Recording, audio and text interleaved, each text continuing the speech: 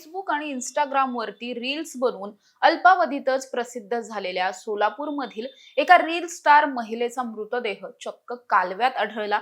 तिची dead body ही already कुजलेल्या अवस्थेत होती. कुजण्याची प्रोसेस सुरू झालेली होती. या रील स्टारचं नाव आहे सोनाली जाधव.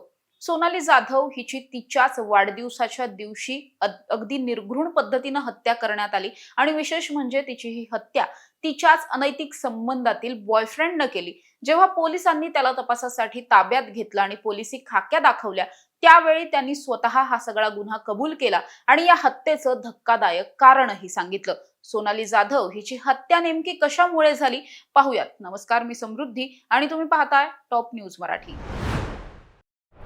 सोनाली जाधव ही 34 वर्षीय महिला गेल्या काही दिवसांपासून सोशल मीडियावर रील्स बनवायची. त्या माध्यमातून तिला प्रसिद्धी सुद्धा मिळालेली होती.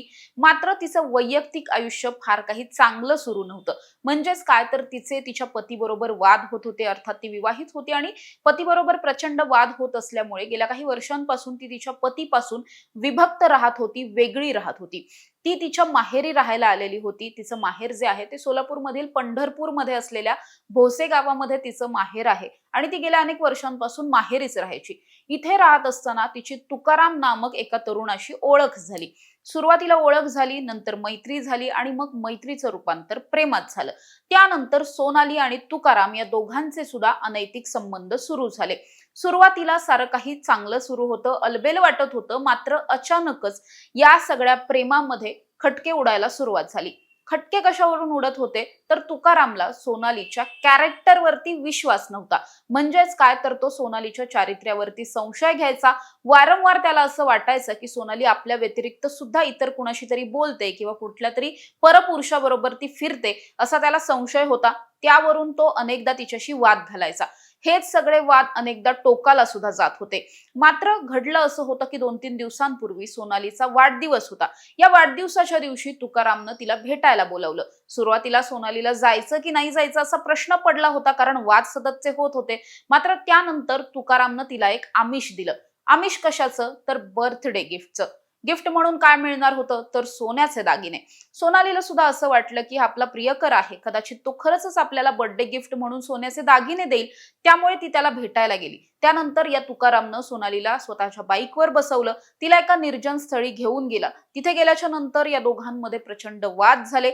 याच वादाचं रूपांतर थेट हत्येमध्ये झालं. कारण चिडलेल्या तुकारामने थेटपणे सोनालीचा गळा आवळून तिचा खून केला. त्यानंतर रोपडे भागामध्ये असलेल्या उजनी कालव्याच्या परिसरामध्ये तिचा मृतदेह पुरावा नष्ट करण्याच्या हेतूने फेकून दिला आणि तो तिथून घटनास्थळावरून पसार झाला. ही घटना घडल्याच्या नंतर 2 दिवस अर्थातच सोनाली घरीच आलेली नव्हती. त्यामुळे तिच्या माहेरच्या मंडळींना पण मग चिंता वाटायला लागली. 2 दिवसांनंतर त्यांनी सोनाली बेपत्ता झाल्याची तक्रार जवळच्या पोलीस ठाण्यामध्ये दाखल केली. त्यानंतर तातडीनं पोलिसांनी तपास सुरू केला. काही सीसीटीव्ही फुटेजेस चेक केले, तांत्रिक तपास केला.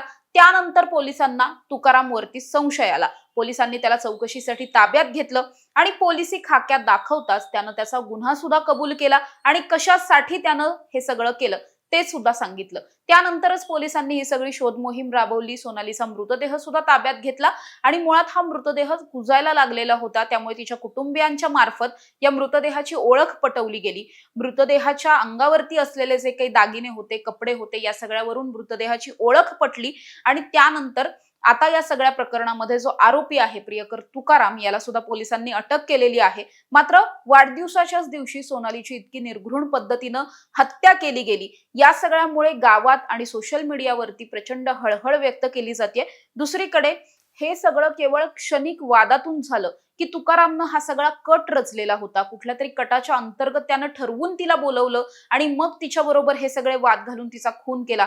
नेमकं कारण काय होतं? क्षणिक राग होता की मग ठरवून केलेला प्लॅन होता?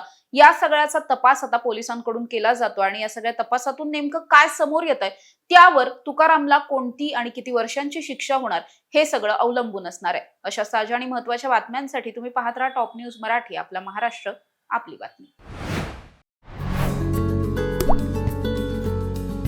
आता जोकासू STP या अत्याधुनिक जॅपनीज तंत्रज्ञानाने सुसज्ज, quick installation, energy efficient, noiseless blowers, low maintenance या आणि अशा वैशिष्ट्यांनी परिपूर्ण जोकासू STP तंत्रज्ञान प्रकल्प उभारणीपासून ते विक्री पश्चात समाधानकारक सेवा देणारी, भारताबरोबरच परदेशात देखील प्रकल्पांची यशस्वी उभारणी करणारी company Deccan water treatment private limited.